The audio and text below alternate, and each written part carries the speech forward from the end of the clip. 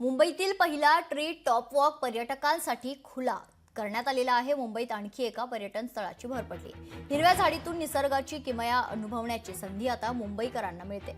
पालिकेने 30 कोटी रुपये खर्चून स्कायवॉकची निर्मिती केली आहे। दररोज पहाटे 5 ते रात्री 9 वाजेपर्यंत हा मार्ग खुला असणार आहे। सिंगापूरमधील ट्री टॉप वॉक या संकल्पनेवरून हा स्कायवॉक तयार करण्यात आलाय। सुमारे 2.5 वर्षांच्या प्रतीक्षेनंतर अखेर रविवारी हा मार्ग पर्यटकांसाठी खुला करण्यात आलाय।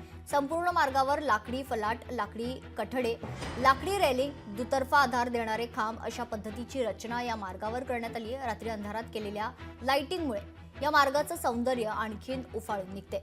अतिरिक्त गर्दी टाळण्यासाठी एका वेळी केवळ 200 पर्यटकांना या मार्गावर प्रवेश देण्यात येणार आहे। तसेच शैक्षणिक सहलींना तुर्तास परवानगी न देण्याचा निर्णय महापालिकेने घेतलाय।